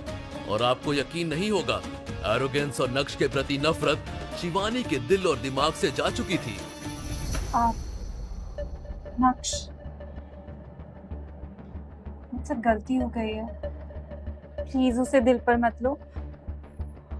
मैं तुमसे माफी मांगती हूँ। I am sorry. नक्श ने शिवानी से कुछ भी नहीं कहा और नक्श का ये अंदाज देखकर शिवानी ने भी अपना सर नीचे कर लिया था। अरे मेरे नाग, सॉरी विपुल नागर, यही है ना आपका नाम? Assistant HR. और क्या कहा था सर? नहीं कुछ और। बच्चू। ऐसे इस बच्चू को भानुशाली ग्रुप ऑफ इंडस्ट्रीज की बहुत चिंता है, लेकिन ये बच्चू ये भूल गया कि किसको फायर करने की इनकी हैसियत है और किनको नहीं। चल मैं सिखा देता हूँ। Sorry sir, sorry. You are fired. Sorry sir. Naksh ने रजनीकांत की तरह अपना रूप दिखाया और ये रूप देखकर सभी की सांसें अटक गई थी। नंदिता के साथ नक्श के कदम भानुशाली ग्रुप के ऑफिस की तरफ बढ़ने लगे थे। नैनिका और शिवानी भी नक्श के पीछे पीछे बढ़ने लगे। सिर्फ एक विपुल ही था जो अब पूरी तरह से अकेला रह गया था। उसे यकीन नहीं हो रहा था कि पलक झपकते ही वो ग्राउंड जीरो पर पहुंच गया था। ऑफिस में काम कर रहे लोगों को देखकर भी लग रहा था कि ये किसी बड़ी कंपनी के एम्प्लॉयज हैं। जैसे ही नक्श अपने कैबिन में पहुंचा, वैसे ही उसके दिल ने राहत की सांस ली। इसमें कोई शक नहीं कि क्यों भानुशाली ग्रुप सिर्फ सूरत ही नहीं बल्कि पूरे गुजरात में फेमस है। इस कंपनी का ऑरा, इस कंपनी का कल्चर, डेकोरेशंस, इंटीरियर्स, वाह! जब नक्श को भानुशाली ग्रुप से बेदखल किया, उसके बाद से नक्श ने कभी भी इस तरह के हाई एंड ऑफिस में कदम नहीं रखा था। मन ही मन इस नाम को और भी आगे ले जाने की कसम खाते हुए उसका दिल और भी ज्यादा खुश हो गया था। क्या कुछ और तुम लोग के पास है कहने के लिए? ये बोलते हुए नक्श ने कुछ डॉक्यूमेंट्स देखना शुरू कर दिए थे। नक्श की बात सुनकर शिवानी और नैनिका एक दूसरे को देखने लगे।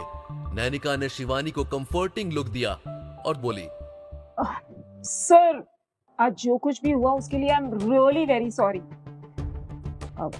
बस वो शिवानी को कॉन्ट्रैक्ट साइन करना है, तो आप प्लीज देख लीजिए। कॉन्ट्रैक्ट साइन करना है? और मुझे नहीं पता कौन सा। नक्श, भूलो मत, मैं यहाँ कॉन्ट्रैक्ट साइन ही करने आई थी। शिवानी ने अपने होंठ दांतों में दबाए और उसके खूबसूरत चेहरे पर एक अननेचुरल स्माइल आ गई थी।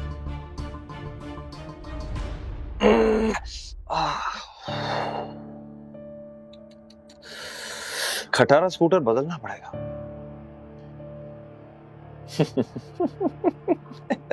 जब नैनिका ने नक्श की इस हरकत पर गौर किया तो उसके दिल में कुछ तो होने लगा था। शायद नैनिका को पता चल गया था कि मामला उनके हाथ से फिसलता जा रहा है। तुरंत ही नैनिका बोली, सर, ये कैसा रहेगा? अब जो भी पनिशमेंट देना चाहते हैं उसे मैं एक्सेप्ट करती हूँ, बट प्लीज शिवानी के कॉन्ट्रैक्ट को कैंसिल मत बस बस बस बस, मुझे अच्छी तरह पता है, क्योंकि जिन लोगों को इस मैटर के बारे में नहीं पता है उनको तो यही लगेगा ना कि मुझे यानी इस कंपनी के नए सीईओ को अपने लोगों को बुली करना अच्छा लगता है ना? क्या कहा था तुमने? You get out. Oh my God, तुम्हें अपने कंपनी का सीईओ ही नहीं पता है कि कौन है? हैरानगी है, तुम करती क्या हो यहाँ पे? ये बोलते हुए नक्श जोर जोर से हंसने लगा कि तभी सीईओ के कैबिन पर नॉक हुआ। सेक्रेटरी नंदिता के कदम कैबिन के अंदर बढ़े और उसने नक्श के करीब जाते हुए कहा, सर, वो जवेरी खानदान से नवीन जवेरी आए हैं, बोल रहे हैं कुछ बिजनेस प्रपोजल के सिलसिले में आपसे बात करनी है।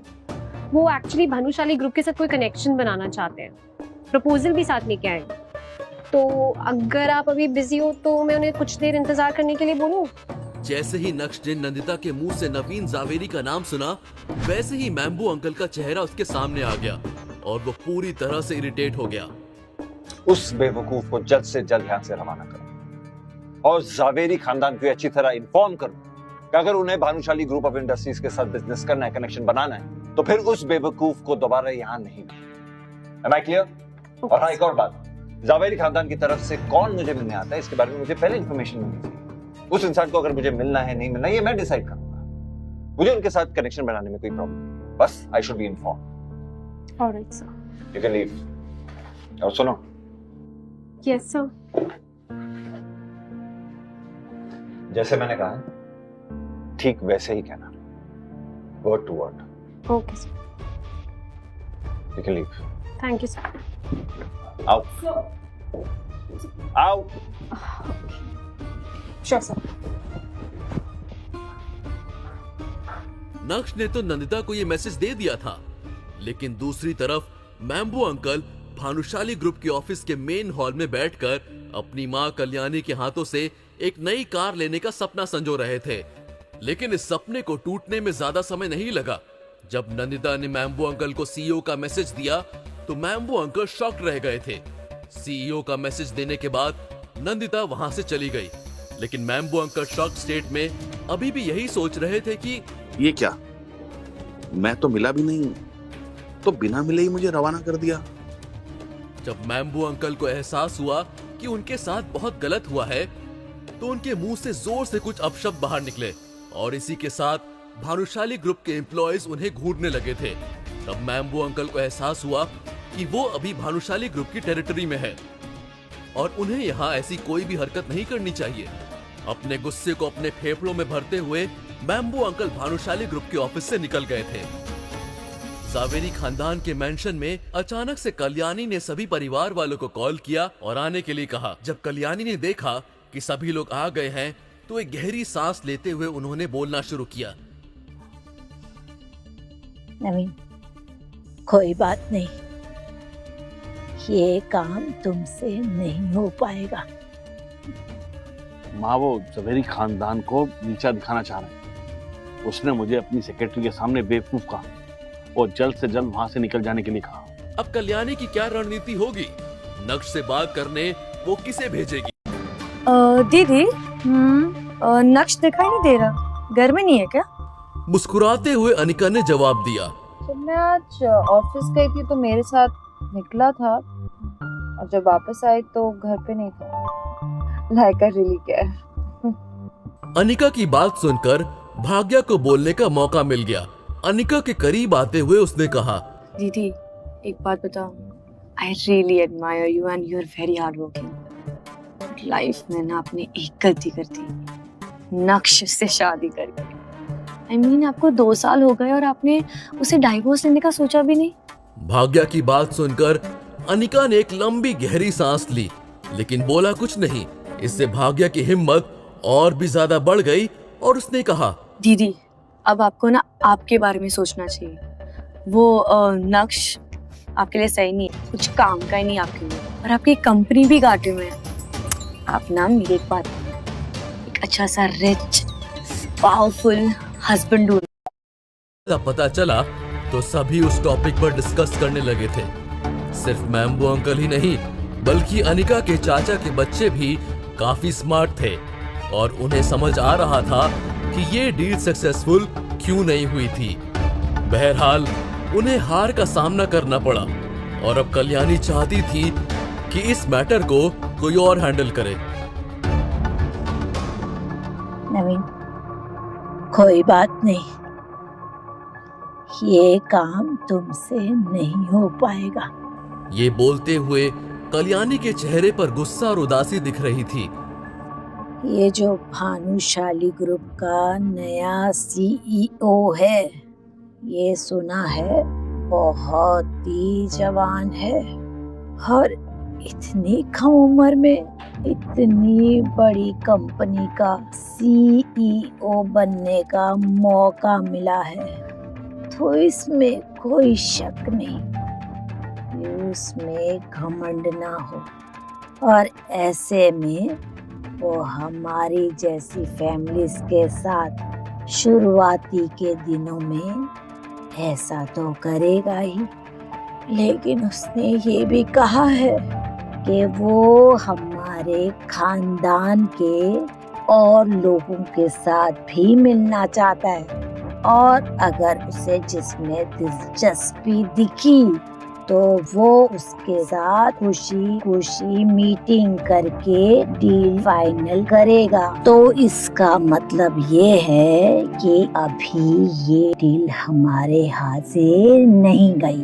तो मैं तुम लोगों से पूछना चाहती हूँ कि तुम लोगों में ऐसा कौन है जो भानुशाली ग्रुप के सीईओ के साथ मीटिंग करने में अपने आप को ज्यादा सूटेबल समझता है। भानुशाली ग्रुप के नए सीईओ ने नवीन जावेरी को बिना मिले ही बाहर का रास्ता दिखा दिया था। ऐसे में अब जावेरी खानदान के बाकी लोग सोच रहे थे कि कौन वहां जाकर हलाल होना चाहता है। अरे तुम लोग में से कोई भी वहां नहीं जाना चाहता है? एक तरफ जहां सभी लोग खामोश थे, तो वहीं अचानक से मैम्बू अंकल के दिमाग में एक खुराफाती आइडिया आया, और उस आइडिया के बारे में सोचते हुए उनके चेहरे पर शातिर मुस्कान आ गई। तुरंत ही वो अपनी चेयर से उठे और जोर से चिल्लाते हुए बोले, माँ, मुझे लगता है कि उस नए सीईओ से मिलने के लिए हमारी अनिका बेटी सबसे ज्यादा ठीक रहेगी। मैम्बू अंकल की वजह से सेंटर ऑफ अटेंशन पूरी तरह से अनिका पर आ गया था। हालांकि वो बहुत अच्छे से जानती थी कि मैम्बू अंकल ये सब क्यों कर रहे हैं, जिससे वो अनिका के लिए प्रॉब्लम्स क्रिएट कर सके। लेकिन अनिका ने ये एक्सपेक्ट नहीं किया था कि मैम्बू अंकल इतने बेशर्म हो जाएंगे कि इतने हाई प्रोफाइल मैटर में सीधा उसे इन्वॉल्व कर देंगे। और यही सोचते हुए उसने कहा, दादी, लेकिन मैं इतने बड़े मैटर को कैसे? अनिका मन ही मन बहुत गुस्सा थी, और साथ ही साथ ये भी सोच रही थी कि कैसे इस मामले से बाहर निकला जाए। लेकिन इससे पहले कि अनिका कल्याणी को समझाते हुए अपना कोई रीजन देती, मैम्बू अंकल यानी नवीन जावेरी ने बीच में टोकते हुए कहा, अनिका बेटी, तुम्हारी दादी भी यही चाहती है कि तुम। कल्याणी को समझाते हुए अपना कोई रीजन देती, मैम्बू अंकल यानी नवीन जावेरी ने बीच में टोकते हुए कहा, अनिका बेटी, तुम्हारी दादी भी यही चाहती है कि तुम जावेरी खानदान में अपना कंट्रीब्यूट करो, और तुम्हारे पापा ने भी यही किया था। क्या ये तुम्हारा फर्ज नहीं है? क्या तुम अपनी रिस्पॉन्सिबिलिटी से बचने का एक्सक्यूज तो नहीं ढूंढ रही? दादी, ऐसा कुछ नहीं है, पर मैं। अनिका के एक्सप्रेशंस देखकर मैम्बू अंकल को मजा आ रहा था। देखो अनिका, मैं जानता हूँ कि तुम्हारी अंजी कारपोरेशन पिछले कुछ महीनों से घाटे में चल रही है, और तुम्हें उसमें बहुत नुकसान हो चुका है। तुम्हें अपनी कंपनी को पटरी पर लाने के लिए बहुत सारी कैपिटल की जरूरत है ना? देखो अनिका, ये मैं तुम्हारे अच्छे के लिए कर रहा हूँ। अगर तुमने जावेरी खानदान में अपना कंट्रीब्यूशन दिया और तुम्हारी वजह से हमारी ये डील क्रैक हो गई, तो दादी तुम्हारी कंपनी को बैंकक्रप्ट होने से बचा देगी।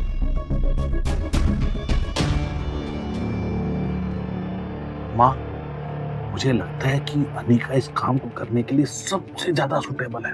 आपको क्या लगता है? कल्याणी के दिल में मैम्बू अंकल की एक अलग ही रिस्पेक्ट थी। वो कल्याणी के सबसे फेवरेट थे। जाहिर सी बात है कि उनके सजेशन ने कल्याणी के मन में अनिका को लेकर अटेंशन पैदा कर दी थी। तो ठीक है अनिका, हम तुम्हें एक मौका देते हैं। तुम्हें कल ही भानुशाली ग्रुप के नए सीईओ से मीटिंग करने के लिए जाना होगा। अपना दिमाग लगाओ और इस डील को क्रैक करो। Do not let me down. दादी, लेकिन मैं। तो ठीक है, कल अनिका हमारी फैमिली को रिप्रेजेंट करेगी। फिर जो होगा देखेंगे। अभी के लिए ये मीटिंग खत्म करते हैं, और जिसको जो भी करना है कर सकता है। जब अनिका की नजर मैम्बू अंकल पर पड़ी, जो उसे देखकर हंस रहे थे, तो अनिका को और भी ज्यादा गुस्सा आ गया। अनिका के मन में क्या चल रहा है या फिर वो क्या कहना चाहती है, किसी को भी उसकी कोई परवाह नहीं थी। जैसे ही कल्याणी ने मीटिंग खत्म की, वैसे ही एक एक करके सभी वहां से जाने लगे थे। अनिका का मूड बहुत खराब था। घर आने के बाद जितना ज्यादा वो कल की मीटिंग के बारे में सोच रही थी, उतना ही ज्यादा उसे अनकंफर्टेबल फील हो रहा था। जावेरी खानदान में सभी को पता था कि भानुशाली ग्रुप के साथ डील करना नेक्स्ट टू इम्पॉसिबल है, और अब ये इम्पॉसिबल टास्क अनिका के सर पर आ गया था। उसे कोई आइडिया नहीं था कि वो कल भानुशाली ग्रुप के नए सीईओ के साथ मीटिंग में क्या करने वाली है, और यही सब सोचते हुए अब अनिका को बहुत घबराहट होने लगी थी। जब अनिका को कुछ भी समझ नहीं आया तो अनिका ने अपनी कजिन भाग्या को कॉल किया। भाग्या अनिका से छोटी थी, लेकिन बिजनेस मैनेजमेंट की पढ़ाई कर रही थी, और इसलिए अनिका उससे हमेशा कोई ना कोई सजेशन तो लेती ही रहती थी। साथ ही साथ अनिका भाग्या से ये भी जानना चाहती थी कि क्या उसके पास कोई अच्छे सजेशंस हैं जिनकी वजह से अनिका का काम आसान हो जाए, और उसे उसके साथ चलने के लिए कहा। क्योंकि भाग्या छोटी थी, इसलिए जावेरी खानदान उसे तो भानुशाली ग्रुप के सीईओ से मिलने का मौका नहीं देगा, लेकिन तो क्या हुआ, कम से कम वो अपनी बहन अनिका की मदद तो कर ही सकती है। फिर क्या था, तुरंत ही भाग्या अनिका के घर आ गई और दोनों कल की होने वाली मीटिंग के बारे में डिस्कशन करने लगे। डिस्कशन के बाद अनिका को वाकई में लगने लगा कि शायद वो ये काम कर सकती है। अब ना तो उसे घबराहट हो रही थी और ना ही उसे कुछ कॉम्प्लिकेटेड लग रहा था। भाग्या के कदम फ्रिज की तरफ बढ़े और फ्रिज में से कोल्ड ड्रिंक का कैन निकालते हुए उसने कहा, दीदी नक्श दिखाई नहीं दे रहा, घर में नहीं है क्या? मुस्कुराते हुए अनिका ने जवाब दिया, तो मैं आज ऑफिस गई थी तो मेरे साथ निकला था, और जब वापस आई तो घर पे नहीं था। Like I really care. Anika की बात सुनकर भाग्या को बोलने का मौका मिल गया। अनिका के करीब आते हुए उसने कहा, दीदी एक बात बताओ, I really admire you and you are very hard working, but life में ना आपने एक गलती कर दी, नक्श से शादी करके। I mean, आपको 2 साल हो गए और आपने उसे डाइवोर्स लेने का सोचा भी नहीं। भाग्या की बात सुनकर अनिका ने एक लंबी गहरी सांस ली, लेकिन बोला कुछ नहीं। इससे भाग्या की हिम्मत और भी ज्यादा बढ़ गई और उसने कहा, दीदी अब आपको ना आपके बारे में सोचना चाहिए। वो नक्श आपके लिए सही नहीं है, कुछ काम का ही नहीं आपके लिए, और बड़ी माँ को भी बच्चा चाहिए। 2 साल हो गए, अब प्रेग्नेंट नहीं हुई, ना वो नक्श को फिजिकल होने देती हो, और आपकी कंपनी भी घाटे में। आप ही सोचो कितना कर्जा है। आप ना मेरी एक बात, एक अच्छा सा रिच पावरफुल हस्बैंड ढूंढ लो, आपकी लाइफ सेट हो जाएगी। मैं समझ सकती हूँ, पर अब ये सब चीजों का कोई फायदा ही नहीं है। 2 साल हो गए मेरे शादी को, अब रहने दो, नो पॉइंट। जैसे ही अनिका के मुंह से ये शब्द बाहर आए, वैसे ही भाग्या ने अपनी टोन बदलते हुए कहा, तो जिसकी शादी होती है और वो क्या डाइवोर्स नहीं देते? हाँ? तभी अचानक से नक्श सीटी बजाते हुए अपनी ही धुन में दरवाजे से अंदर आ रहा था। जब नक्श ने भाग्या को देखा तो उसे उसकी आंखों में अपने लिए नफरत साफ दिखाई दे रही थी, लेकिन नक्श को कोई फर्क नहीं पड़ा। मुस्कुराते हुए नक्श अनिका के पास सोफे पर बैठ गया। भाग्या नक्श को बड़े गौर से देख रही थी और मन ही मन सोच रही थी, ये नक्श तो हमेशा टी शर्ट्स और शॉर्ट्स पहन के घूमता है, इसके जैसा लूजर तो मैंने आज तक नहीं देखा। अनिका, तुम्हें अंजी कॉर्पोरेशन के लिए अभी भी कैपिटल की जरूरत है? अनिका ने नक्श की बात पर ज्यादा ध्यान नहीं दिया। उसका ध्यान तो अपने नाखूनों पर था, क्योंकि कल उसकी मुलाकात भानुशाली ग्रुप के नए सीईओ से हो रही थी और अनिका उसके सामने प्रेजेंटेबल लगना चाहती थी। यही वजह थी कि अनिका खामोश रही और अपना काम करती रही। ये देखकर नक्श ने फिर से कहा, अनिका, अगर तुम्हें पैसों की जरूरत ही है तो मुझे बता दो ना, पैसे चाहिए ना तुम्हें। इस बार अनिका नक्श की बात सुनकर इरिटेट हो गई और कड़क अंदाज में बोली, तुम क्यों पूछ रहे हो ये सवाल? तुम्हारी कोई लॉटरी लगी है? कुछ खजाना मिला है? और क्या तुम अंजी कॉर्पोरेशन को नुकसान से बचा सकते हो? तुम्हें क्या लगता है तुम बहुत इंटरेस्टिंग हो। हाँ, तुम यूजलेस हो और तुम्हें पता है कि अनिका को ये सब बारे में बात करना नहीं पसंद, पर तुम जानबूझ के ये सब करते हो ताकि मेरी बहन का मूड खराब हो जाए। तो तुम्हें समझ नहीं आता? हाँ, उसे खुश नहीं रख सकते क्या? ऐसा कुछ कर नहीं सकते तुम? अनिका ने तुरंत ही भाग्या की ओर कड़क अंदाज में देखा और उसे ये बताने की कोशिश की कि वो मुंह बंद करे और नक्श को क्रिटिसाइज ना करे। और ऐसा इसलिए क्योंकि कल जब बैम्बू अंकल ने जावेरी मैंशन में सबके सामने अनिका को एम्बैरस किया, तब एक नक्श ही था जिसने अनिका की साइड ली और उसका सपोर्ट किया। तो अब अनिका नहीं, क्योंकि क्या है ना, उससे तुम्हें कुछ फर्क नहीं पड़ना चाहिए। और तीसरी बात, मैं कितना यूजफुल हूँ, यूजलेस हूँ, उससे भी नहीं फर्क। उससे तुम आप ना मेरी बात अनिका उससे हो रही थी और अनिका उसके और तुम अंकल ने जावेरी मैंशन में सबके सामने अनिका को एम्बैरस किया, तब एक नक्शी था जिसने अनिका की साइड ली और उसका सपोर्ट किया। तो अब अनिका नहीं चाहती थी कि कोई भी नक्श की बुराई करे। ये पहली बार था जब नक्श ने देखा कि अनिका उसके लिए स्टैंड ले रही थी, और ये देखकर नक्श के अंदर गजब की हिम्मत आ गई। अब नक्श भाग्या को घूर रहा था। मुस्कुराते हुए नक्श ने भाग्या से कहा, इट्स ओके अनिका, जब बच्चे गलती करते हैं तो बड़े ही तो माफ करते हैं, तभी तो ये लोग सीखें। वो क्या है ना भाग्या, हमारे मैटर में तुम्हें दखलंदाजी नहीं करनी चाहिए, एक। और दूसरी बात, मैं अंजी कॉर्पोरेशन के लिए क्या कर सकता हूँ क्या नहीं, तो मुझ पे छोड़ दो, क्योंकि क्या है ना, उससे तुम्हें कुछ फर्क नहीं पड़ना चाहिए। और तीसरी बात, मैं कितना यूजफुल हूँ, यूजलेस हूँ, उससे भी नहीं फर्क, क्योंकि मुझे पता है कि कब और क्या अंजी कॉर्पोरेशन के लिए करना चाहिए। नक्श की बात सुनकर सिर्फ भाग्या ही नहीं बल्कि अनिका के चेहरे पर भी हंसी आ गई थी। अच्छा, बताओ बताओ, हाँ, क्या कर सकते हो अंजी को ऑपरेशन के लिए, या कुछ कर भी सकते हो, या सिर्फ हवा में बातें करनी आती है तुम्हें, जो तुम हमेशा करते हो? हाँ, भाग्या की हंसी बढ़ती जा रही थी। अब नक्श भाग्या को किस अंदाज में जवाब देगा? क्या अनिका उन दोनों को